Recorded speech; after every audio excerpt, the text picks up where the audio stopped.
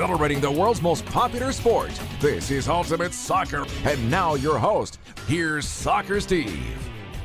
Welcome in again, guys. What a battle. What a battle.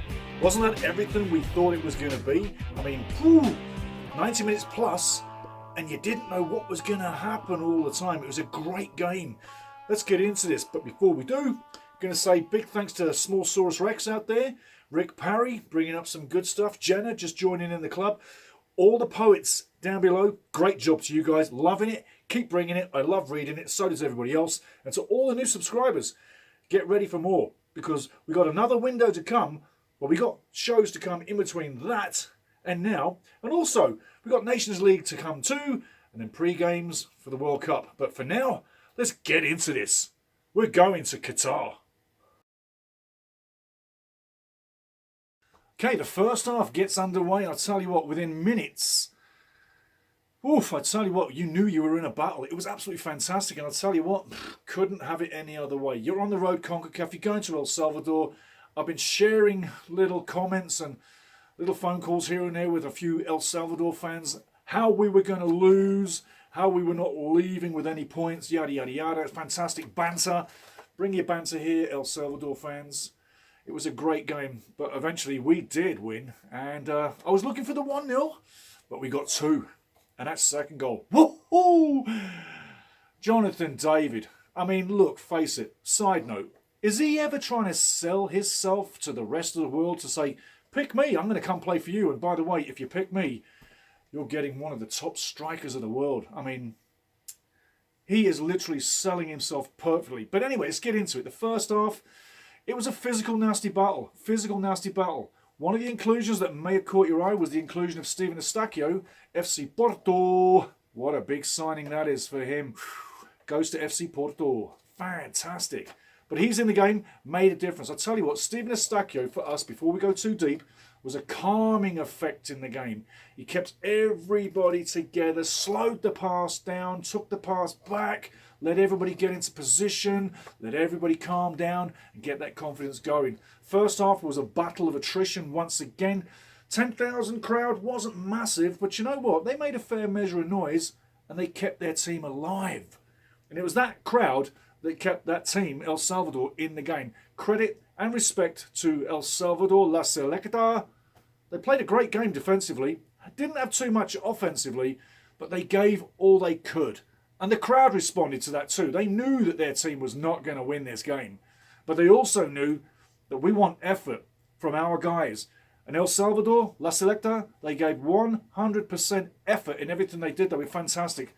But they could not master Canada. They could not dominate Canada. And after 90 minutes, the scoreline 2-0 tells you that. This game of attrition, Steven Eustáquio getting the confidence, game confidence with the team. He got us to be the team we are. He steadied the ship. Remember I said sometimes you need a captain who's more like an admiral to get you through charted waters? Going to Central America and now having, a couple of wins on the road down there, that's not bad. Not to mention the 1-1 draw against Mexico. That's not bad. The road form is pretty decent. The home form with Canada, on fire, as you know. And as we know, looking at the 4 games before we get into it too far, USA took on Honduras, won 3-0. I'll tell you what, I was looking for the 2-0. They made it 3-0. Pulisic actually gets a goal on 67. Zimmerman on 37. And I tell you, it started off beautifully for the American team, right on 8 minutes with McKennie. Yeah, Mr. I throw the ball with one hand, McKennie. Yeah, that guy. Yeah, 3-0, USA. I said 2. Okay, bad on me. But the USA really looked a much better team in this. Honduras had a few chances, not many. But this was a game that the US was always going to win. They did 3-0. Another game that was really interesting was Mexico taking on Panama. Mexico, they win 1-0 right at the end. 82nd minute, Jimenez penalty. And that's all she wrote. Panama really tried. They really did. And they were in that game. And they were fighting for their lives. And it wasn't enough. Because late in the game at the Azteca, Mexico did a number on Panama. And then the final game, the game that we were looking for in Jamaica, Kingston Town, that game was a tight game too. And you kind of had a feeling, maybe a little ways through it, getting towards half-time, around the half-time feel, you had a chance that Jamaica might get something. No, it was Costa Rica that went home with all 3 points. Those 3 points are massive for Costa Rica. Because with Panama losing, like I said, they could, and with Costa Rica winning 1-0 on the road, like I told you in the last video, that's closed the gap to 1 point between Costa Rica in fifth, and Panama in fourth. We'll get more of that later, but staying with the game. Game had a lot of edge. The game left you in your chair thinking at times, oof, we're in a deep, deep zone here. This is going to be a little interesting. This is not so easy. This is not going the way we thought it would. Remember, a few changes got made in the team, and I believed, looking at the way the game played out, that Mr. Miller didn't have his game speed, or neither did Mr. Estacio to start with. A few of those passes were a little bit sloppy, but after about 20 minutes, Mr. Estacio owned his game, and he owned the midfield, and he helped us amazingly. And Mr. Miller didn't do a fairly bad job either. Obviously got took out in the second half, but I tell you, first half, rolling away, looking good, and we get to half-time, 0-0. Not bad. Everything to play for, but we're still in the game. And staying in charge of our defensive mode. And Bojan didn't really have too much to do in the first half, did he now? Second half gets underway just like the first half. Nothing really different. It's a battle of attrition. Lots of fouls. Lots of late challenges. A few yellow cards. And when you start collecting yellow cards, it means you're under pressure. El Salvador started to collect cards the further this game went in. And those cards mean you're under pressure. It means you've lost your man, you track him back, you drop a foul, you pull that shirt, you clip those heels, and you do anything you can to stay in the game. Believe me, El Salvador were doing everything they could to stay in that game. Credit to them. Remember, Concacaf is not about pretty soccer. It's about battle. It's about going to war for your badge. El Salvador and Canada went to war tonight. But staying with it, second half, you kind of had a feeling that we were sitting nicely, not looking for the draw, but looking for the counter-attack once again. This Canadian team counters like nothing I've ever seen. It's absolute textbook, with Johnny Herdman on the side. He always keeps the guys in the game. He doesn't let anybody take a shift or a night off. If you're not playing, you're not staying. You'll be on the bench or you're coming off. But he had them fired up in the second half. Split-second counter-attacks. Absolutely perfect. Now, the first goal, Atiba Hutchinson, you're probably thinking to yourself, how the hell did that go in? When you're watching, before you get all those lovely replays, yeah? When you see them replays, doesn't it remind you of the most craziest ping-pong or ping-ball machine you've ever seen in your life? Ding, ding, ding, ding, ding, ding, ding. I mean, no human eye could track that ball when it went in. When it did go in, I was only respecting the keeper for making a last-ditch attempt. I mean, Carabantes tried to keep that ball out. And Carabantes had a really tough night, all night. And early in the first half, it's him that keeps the game 0-0. But he had a heck of a time trying to save that one because it came at him from such an angle he didn't expect it. It really looked like maybe that ball was going to cross the goal line and go out for maybe a corner, maybe a goal kick, but maybe go in the back of the net. No, they weren't thinking that at all. Neither was Carabantes. And in the back of the net it goes. And Atiba Hutchinson, the man, that's his second goal in qualifying now.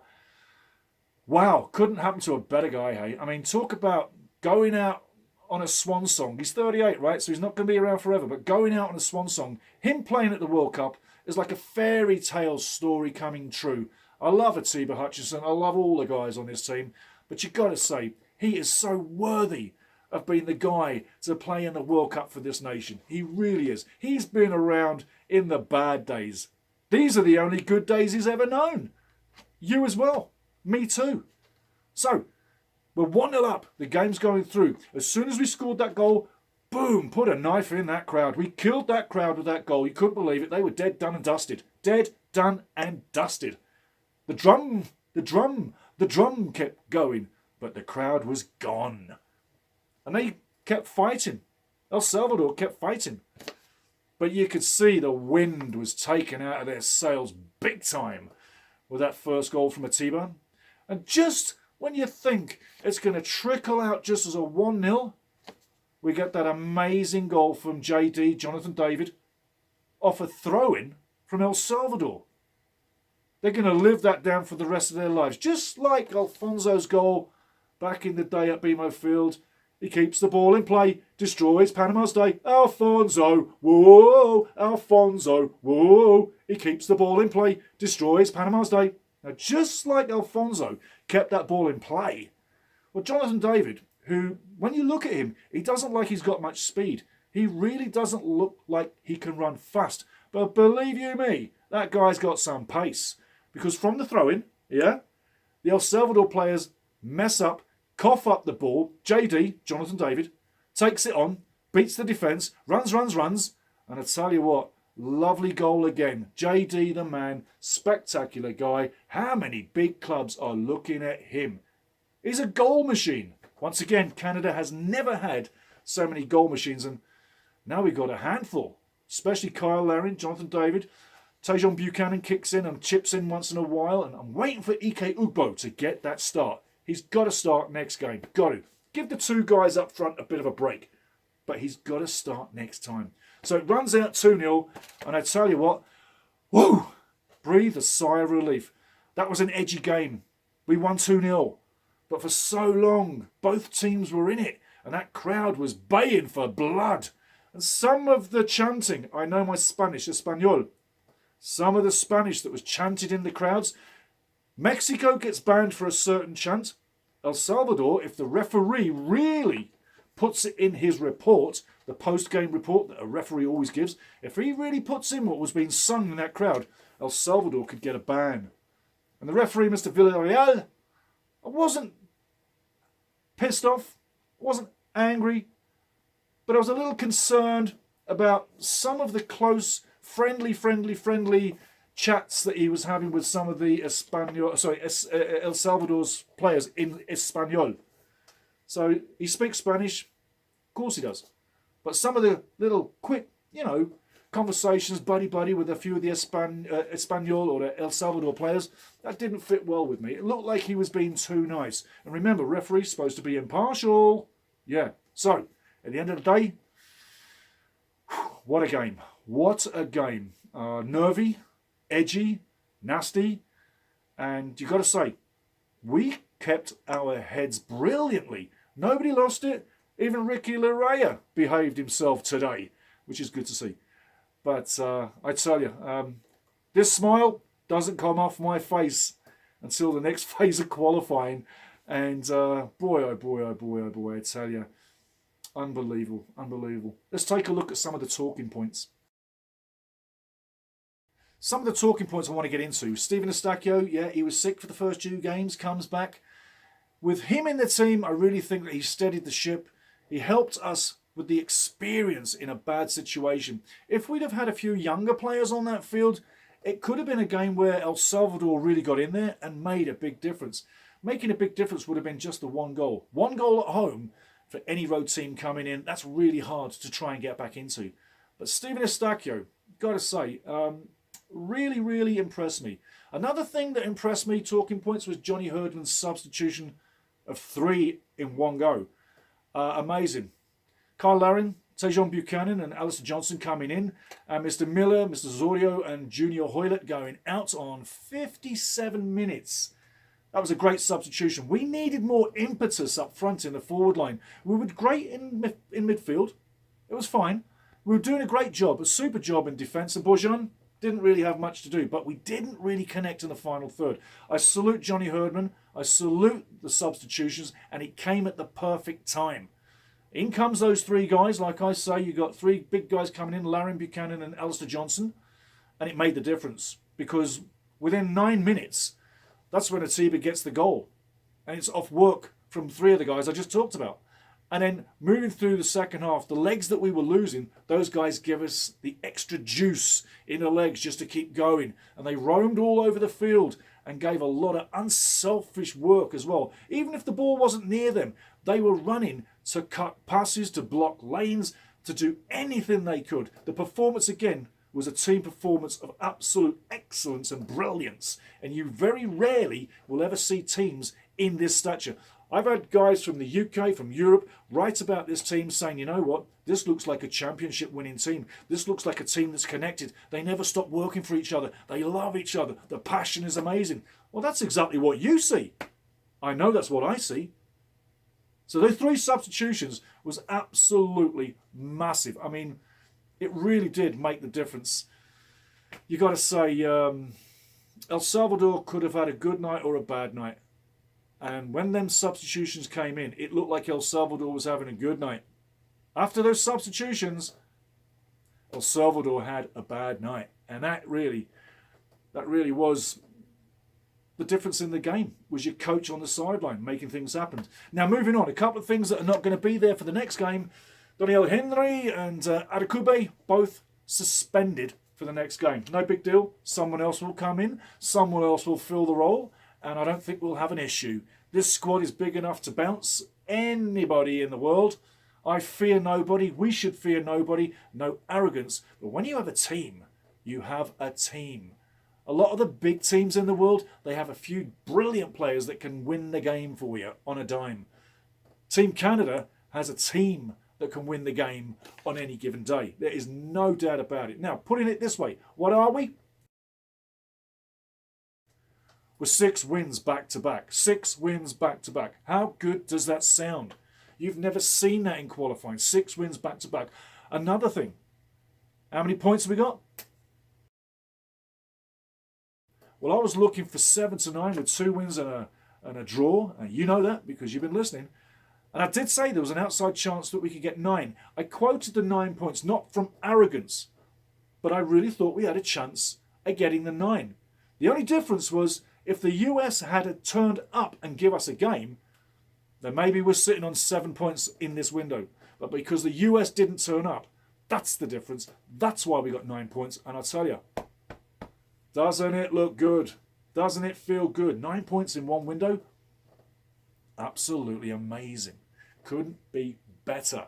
So there you go. There's a few talking points that we want to talk about. Last thing I'll leave you with is the suspensions that we have coming through. Well, we got one big guy coming back in. Steven Vittoria, he serves his suspension. He's back in the next game. That is, of course, if Johnny Herdman picks him. I'm sure he will. And, hey, let's take a look at the table.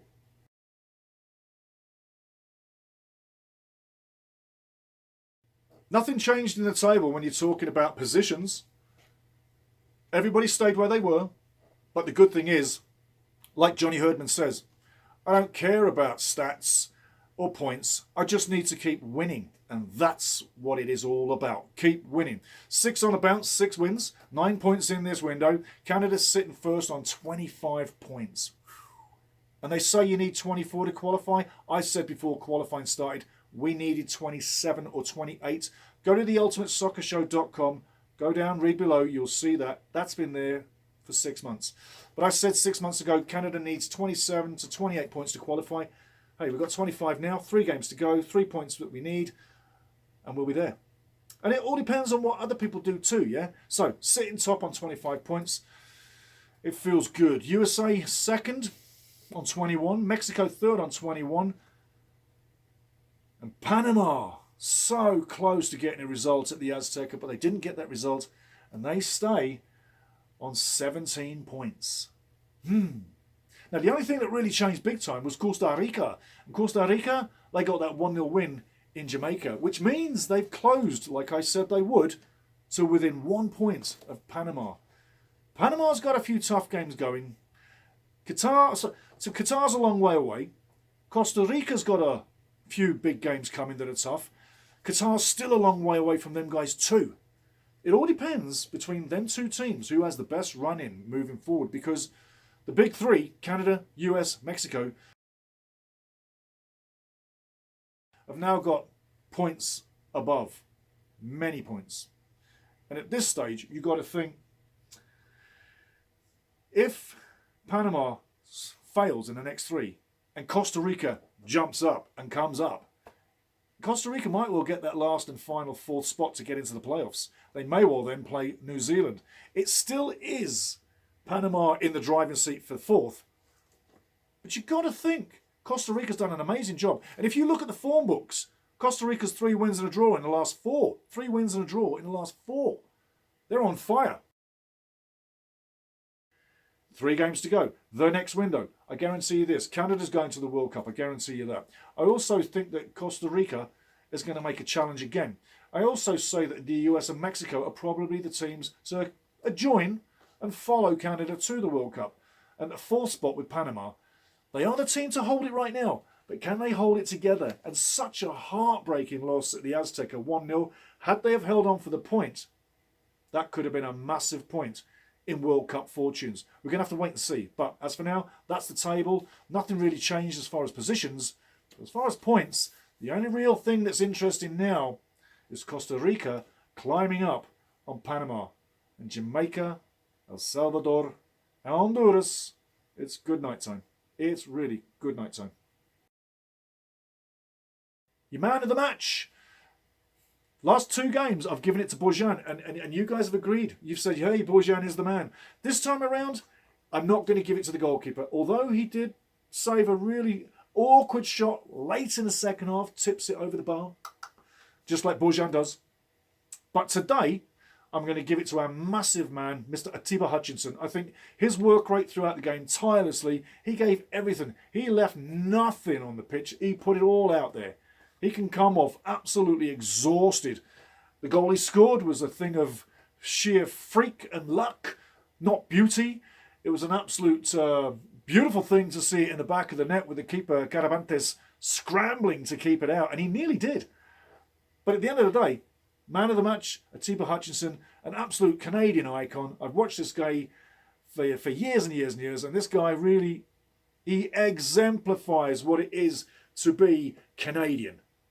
He's an absolute mountain of a personality, and he gives everything. Just like any Canadian, from a farmer to a truck driver to a dentist to someone who talks the game of soccer here in Canada. He gives everything. My man of the match, Atiba Hutchinson. Who was your man of the match? Down below, please. Drop a poet's comments and be a poet. Down below, who was your man of the match? Atiba Hutchinson was mine today. Moving forward, but lots of Canadian content, CanCon. Lots of Canadian content coming through because that's what this show is all about. And to each and every one Canadian out there right now that gets behind this show and watches this show and comments down below, I say thank you to all of you. I love reading your comments. The comments are getting better and better all the time. The knowledge that you guys have, it's staggering. You might not think there's Canadians that know football, but I'll tell you, I read what you guys write. And Canadians are staggering in the world of football. You know what you're talking about. And it's great to read it. And hey, keep being a poet and comment down below. Keep pushing this to all your mates and your girlfriends that love soccer. Let's get everybody on board. And keep subscribing whenever you watch, please. I say please because there is a goal. And 1,000 is the goal. And YouTube is doing an amazing job to help us get there. You guys are too. I'm doing my bit. But for now, it's a fantastic night. 2-0 win on the road in El Salvador. We deserve everything we get, and so do you, the fan, because this has been coming for a long time. And like I say, all the granddaddies in the world of football, you know what I'm talking about. This feels good. Have a great week. Ride this wave. We've got plenty of days to the next qualifier. But I tell you, you've got to be feeling absolutely on top of the world. I know I am. I know I am. And I'm not coming down until the next game. Talk to you later, guys.